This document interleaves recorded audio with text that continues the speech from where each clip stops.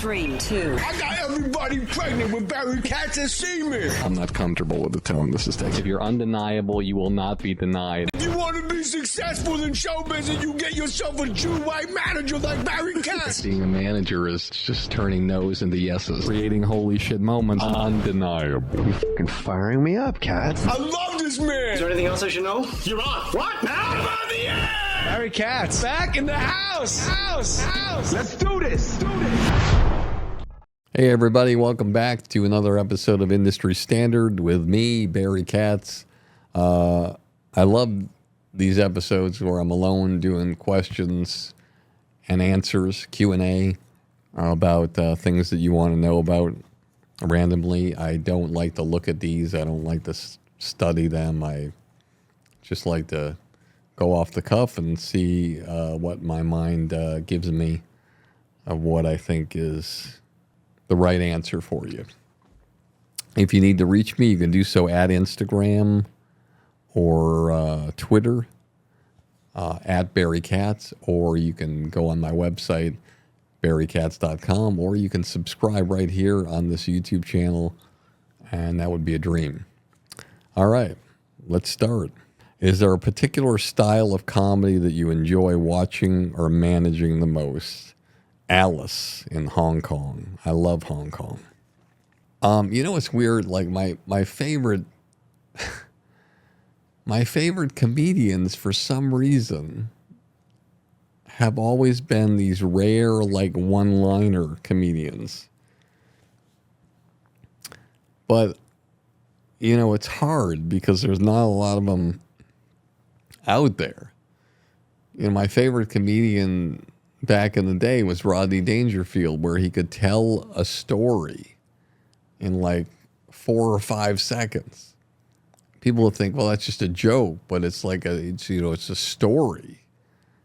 You know, I this afternoon I went down to the bar. I said to the bartender, surprise me.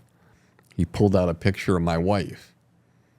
So, I mean, we know that he's drinking during the day. We know that he's talking to the bartender about his life when he goes to the bar. You know, he like almost his like own therapist. We know that his wife is cheating on him. So he's in an unhappy marriage. We know that the bartender, that is a person that he knows because he's going there during the day, is having an affair with his wife. So it's incredible the layers that he had. And I, you know, it could be any joke. It could be, you know, I went to the dentist today. I said, Doc, got any advice for me? What do I do with these yellow teeth? He said, wear a brown tie.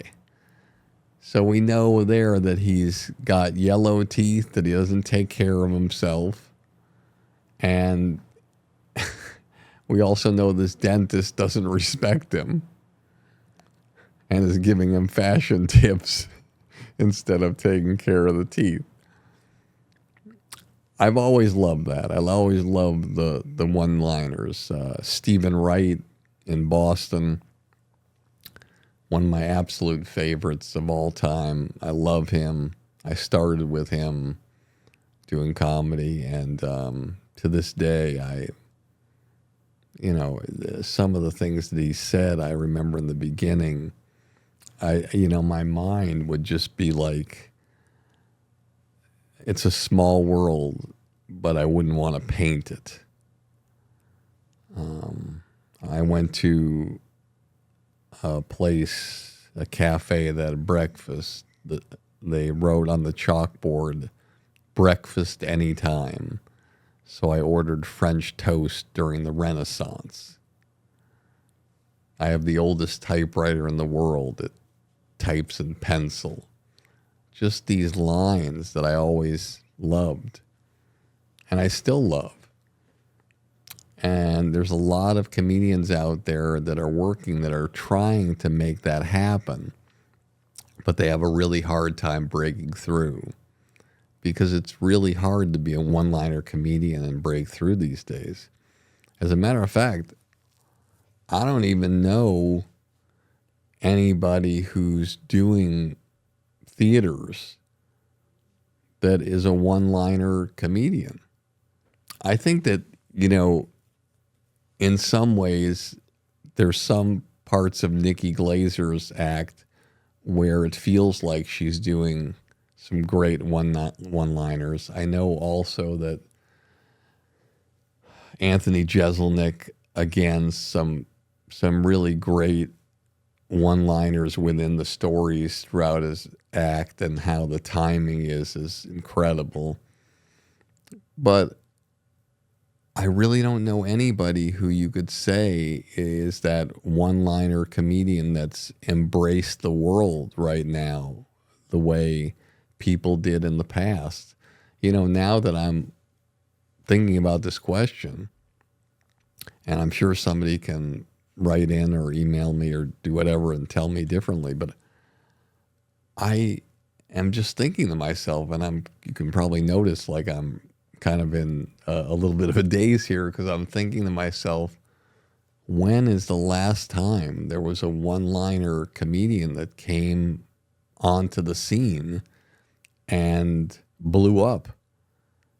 I don't even know of one. I can't even think of the last time that happened, where somebody became huge, like really big, doing the one-liners. So I think that that's a part of comedy that I'm realizing now as I'm answering the question, that has sort of had a challenging go at it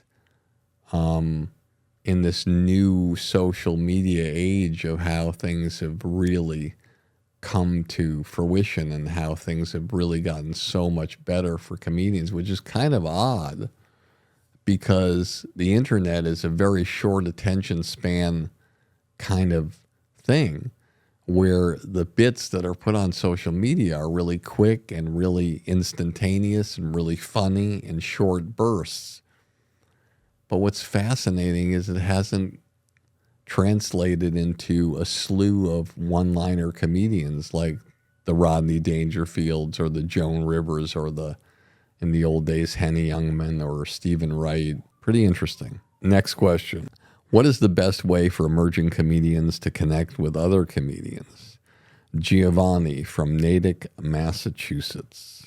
The great thing about our business, it's really incredible when you think about it. Like if you're a musical artist and you want to be inspired and talk to Steven Tyler or Mick Jagger or anybody you can imagine, you can't reach them. You can't get to them. You can't talk to them. You can't do anything.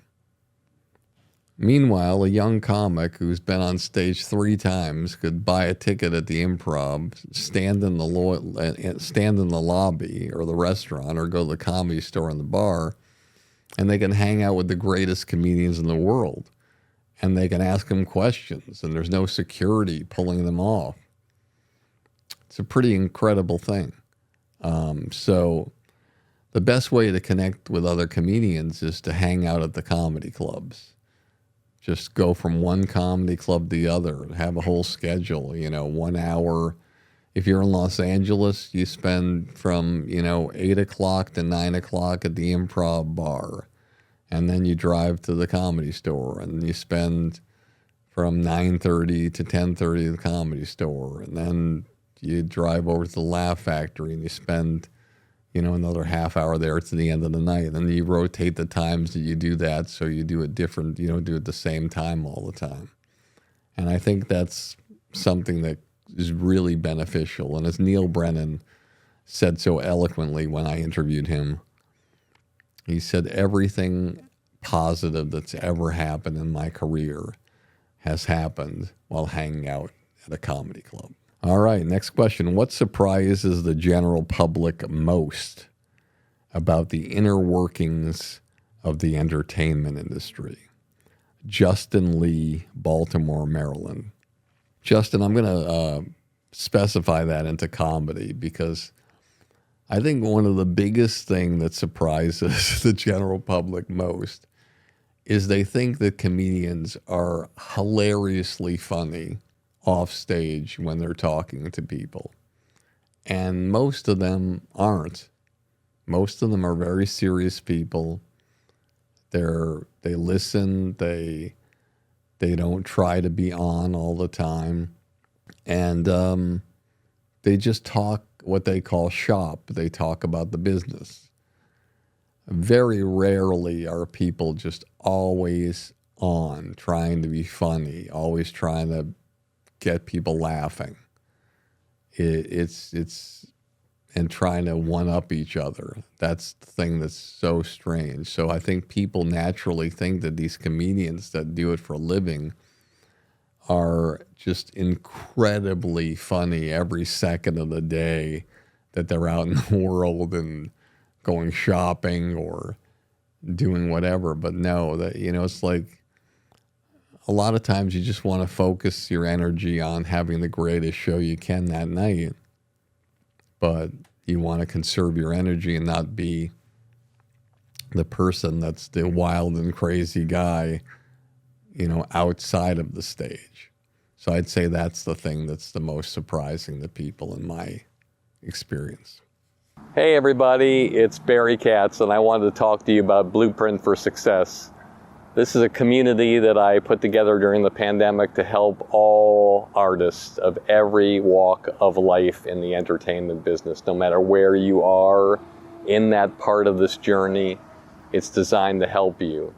There are podcasts with people that will inspire you, like Kevin Hart, Judd Apatow, Bill Burr, that you can't find anywhere else but on this program that I've interviewed, to times where we get to talk to executives in the business that you would never have access to tell you what you need to hear and to answer your questions, to all sorts of different videos and master classes designed to help you get to the promised land. That's what the Blueprint for Success is. Doesn't matter whether you want to be a stand-up comedian, a sketch performer, a podcaster, an actor, an actress, director, writer, social media person, whatever you want to be. I've been doing this for 40 years. I've had the honor and been humbled to represent people like Chappelle, Wanda Sykes, Louis C.K., Dane Cook, and probably over 20 other people who went from a studio apartment to being a multi-millionaire and a household name. And I want that for you, and I wanted to take the time with this program to be able to help you on your way there, to get there and to heighten and increase the trajectory of your career. Blueprint for Success is the way to go. I'm proud to be a part of this program, and I'd be proud to have you to be a part of it too. Next question. Is there anything specific you look for in a client? Colby in Patterson, New Jersey. The biggest thing I look for, whether it be for a client or not, is there's a few things. Number one, star quality, charisma. Walking into a room and taking a room.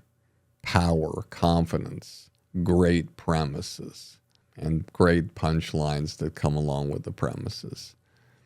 Hardworking, ambitious, has a positive outlook of the future and what's truly attainable in their life and their career with no limitations. And just originality, an original voice, not just a voice, but the voice of their mind and their expressions of what's in their head. I'd say those are the things that mean most to me and that I really love tremendously when I look for artists.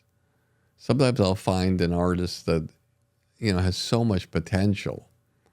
I remember I just had a meeting with an artist who, incredible following, incredible success, has won awards, but just doesn't work hard when it comes to social media. And you ask him why, and he says, "Oh, well, I'm going to get to that." And they ask him why they don't post more. Well, I just don't have the time. There's always some kind of excuse when people aren't doing what they know they're capable of doing. So that's always frustrating when you find somebody who's great, has all the tools, but they're just not giving as much to the craft as people have been doing it a longer amount of time, or even a lesser amount of time. What is the strangest thing that has happened to you because of your career in comedy? Paula in Santa Monica, California. There's a few really strange things that have happened. They all intertwine. Fate and adversity and tragedy are like always your best friends. So I think the strangest thing that happens is when there's something really horrible that happens in my life, or personally or professionally. Something goes wrong, or there's a tragedy, and you're like, I'm like looking in the mirror thinking, I can't, this is too much. This is too much to handle. And what I find is that on the other side is something so much better and so great that's about to happen to me, that it makes me realize why the things happened that weren't as good. And so I think that's strange to most people when I tell them that, is that, like, I could go through a tragedy, like, not to bring you down, but those of you who know me, I was doing comedy, I was running comedy places, I was married for like 8 months, and my wife passed away when I was younger, and that's not only a strange thing to happen to somebody when they're 23, it's also a horrific thing to happen. But when I think about it, as horrible as it is, and it sounds, and I go back to it a lot, I left Boston after that happened because it was such a bad memory in that area. And I went to New York and then opened up a comedy club. Then started managing Louis C.K. and Dave Chappelle and Tracy Morgan. So many great people. And I never would have done that, and it never would have moved my career forward had that tragedy not happened. And personally, I'd never look into the eyes of my children right now because they wouldn't be them. They wouldn't be here. So I think to me, that's the strangest thing about how these things can happen to you. And you think that your world is over and there's no way to recover. And you realize that the world has a plan, and the world will take you where you need to go. And you just have to embrace it and know that there's light at the end of the tunnel. Next question. Are there any current trends in the comedy scene that you think will fizzle out in the coming years? Ethan from Orlando, Florida. That's a great question. I think that normally people get tired of things, and they get tired of a way that things are sometimes. And so I think we're seeing that people are getting tired of the late night formula. It's just a formula that's been going on for so long, that's duplicated on every single talk show, with the desk and the guy at the desk with the microphone and the chairs or the couch. And no matter how wonderful Jimmy Kimmel is, or Jimmy Fallon, or Colbert, Seth Meyers. It's the same formula. So, it's like ice skater doing the figure eights that they have to do. And I think audiences want something different and unique, but the networks are probably scared to change up the format or, because of the history of it. I don't know. And so my feeling is that I think the talk show as we know it is going to fizzle out and go away unless somebody can figure out a different way how to present it. But I can certainly visualize in the next 10 years there not being any talk shows like that on, and there being different formatted kind of things in a different way presented to the audiences in a more short attention span way. So that's my prediction, Ethan, from Orlando, Florida. Next question. I have no experience in the industry. How can I get a script for a sitcom produced? Joan from Westchester, New York. I don't know if you've written the script yet or not, but let's take it two ways. If you haven't written the script, there's plenty of books that you can get to tell you how to write and the format and how to put it together, multi-camera or single camera writing.